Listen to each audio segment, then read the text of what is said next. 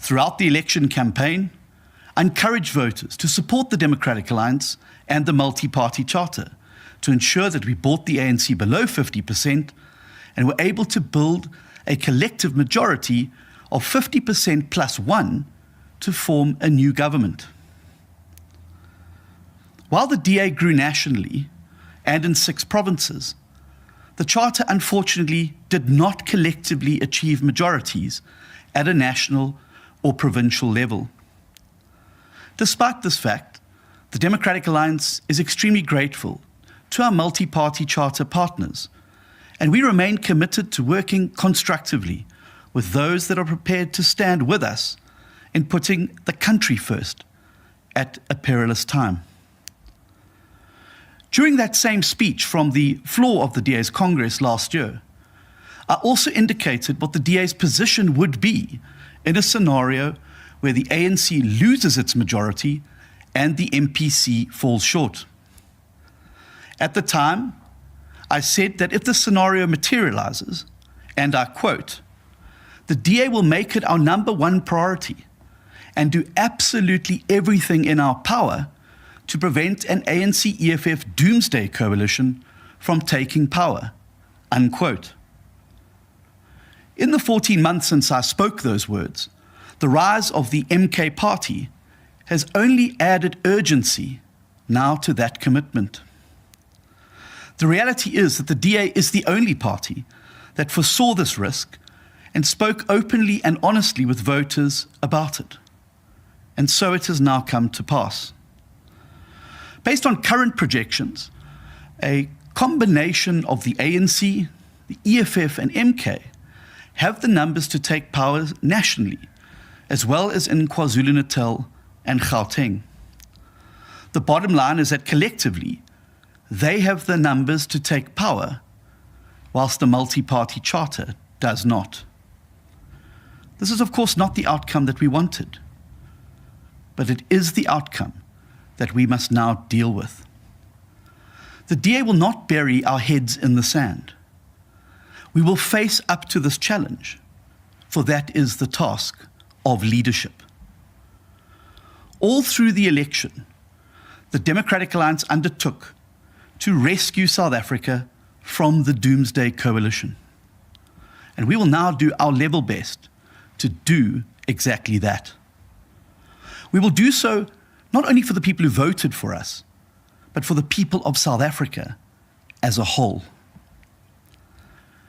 As a result, I can today announce that the DA's federal executive has unanimously adopted a resolution to initiate exploratory talks with other parties that share a commitment to the South African Constitution, and to identify options for the formation of governments at a national and provincial level where no party has obtained an outright majority.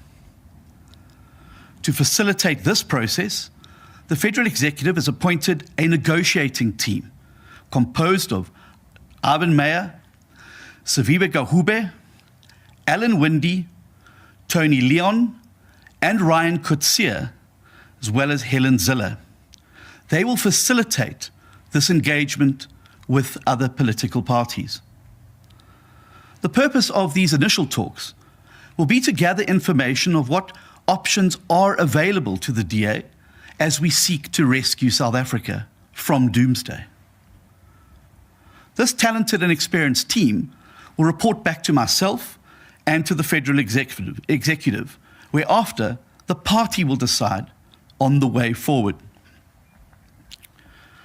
I, however, want to assure South Africans and the people of South Africa that the DA will always act in the interests of people throughout this unprecedented moment in our history.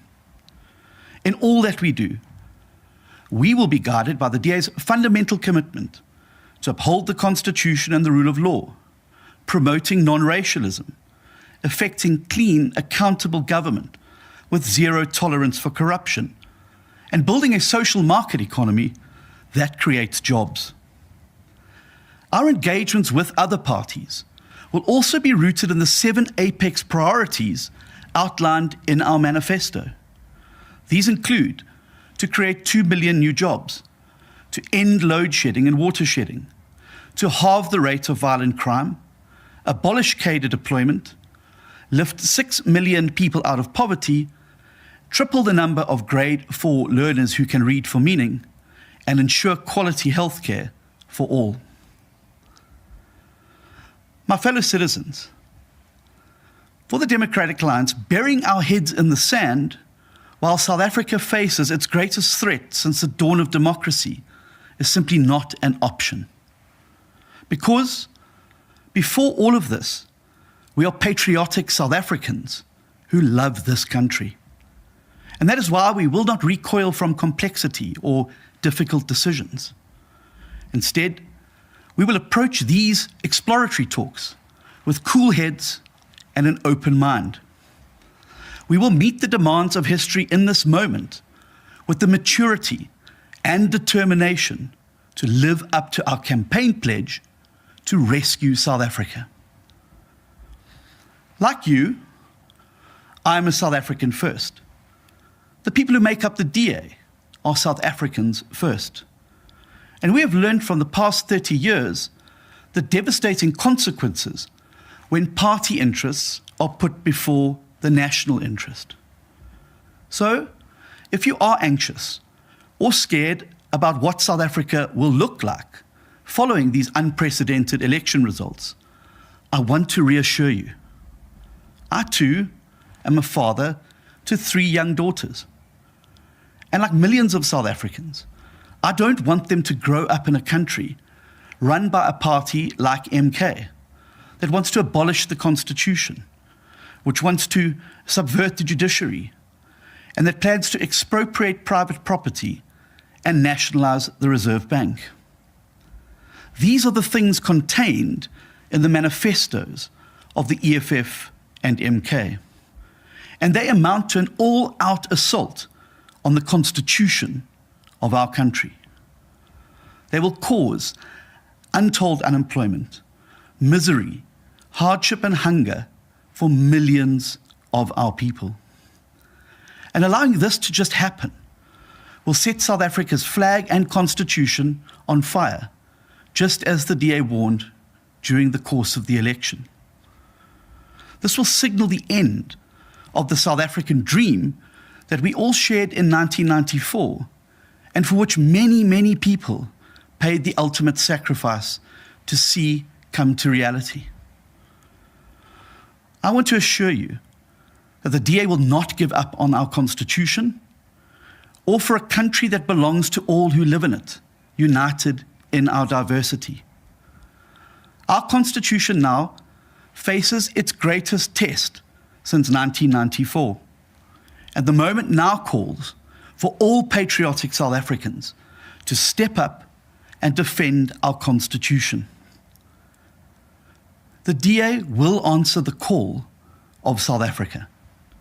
And we urge all others who love our Constitution and all it represents to set aside petty politics and narrow sectarian interests and join hands now to act in the interests of the country that we all love. Our country needs us now, and we cannot let her down. Thank you very much.